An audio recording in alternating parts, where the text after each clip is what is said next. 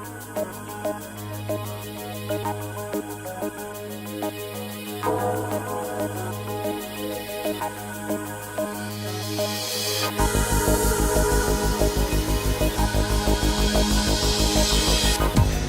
all-important difference between supply chain requirements and solutions.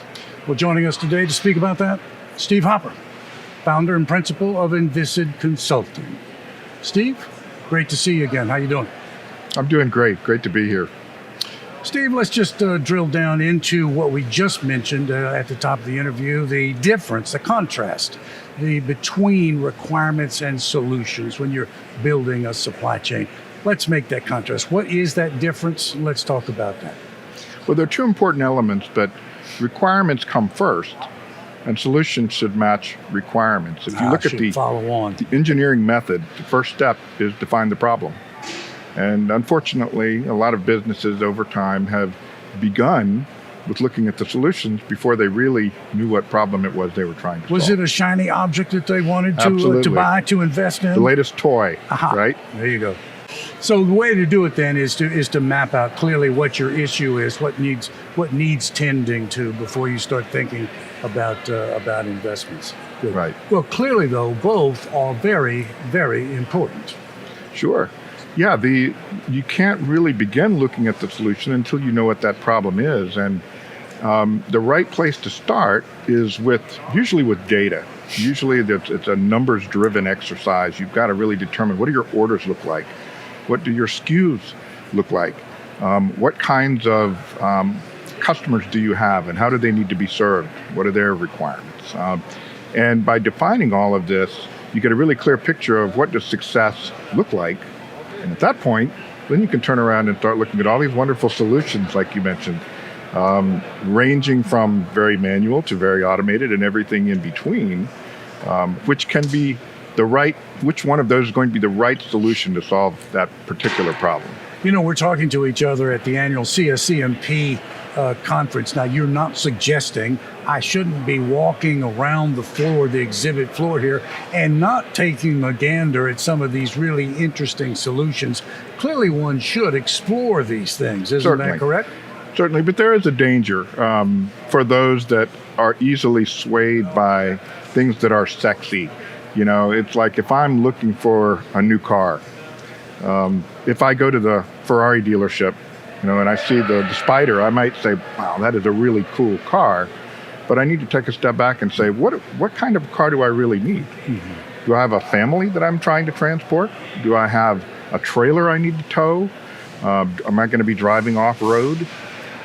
Do I need performance, such as a Ferrari?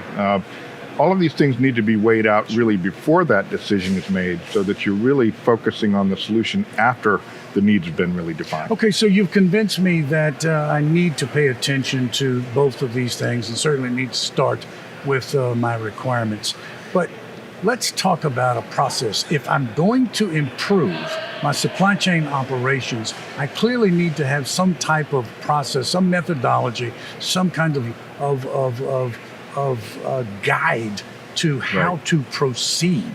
So advise me, what do I need to do? Where do I actually start, and how do I proceed from there? Well, like I said, it often starts with data, and that's kind of the tedious, not very exciting part of the process. You really have to look at the numbers, the devil's in those details, mm-hmm. and once the numbers have been refined, then it's looking at a planning horizon. Uh-huh. Are we going to select a solution for where we are today? Uh-huh. Or are we looking at a solution that's going to be for where we're going to be in 5 years, 3 years, 20 years? So the executives who are managing the organization have to look strategically at where are we going?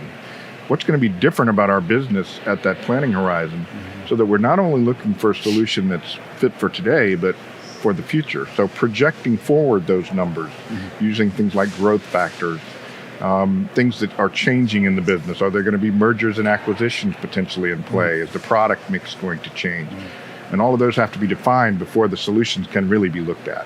You know, you begin to make me suspect that I'm not entirely sure what my supply chain requirements are. Can you help me define them? Yes, and that's what's interesting is so many companies really don't know what their requirements are, if I may say so. There are many companies that just start by barging ahead with solutions, and then when I come in as the objective consultant trying to keep a cool head about things and leave the emotion out of things, and I start asking these questions about the data, the SKUs, the orders, the volumes, all of these things, sometimes I get a dumb look because the reality is they really have not begun thinking about what are their meaningful requirements that they have to plan for. So that's where I come in, and if they have their own team, they can do that and really define those functional and operational requirements they're trying to hit as their target. So once you've walked me through that and I now understand what my requirements are, when should I now begin to start thinking about solutions and investment? That's a great question. So once the requirements have been defined, and of course there may be some a committee type decision that has to be made there, but there has to be a stake in the ground that says this is really the target we're trying to hit. From that point, it's exactly the right time to start looking at different ways to solve that problem, to meet those requirements. I worked with a client one time that we looked at, no joke, 22 different methods of order picking for their product to try to examine which was going to be the best one based on their requirements.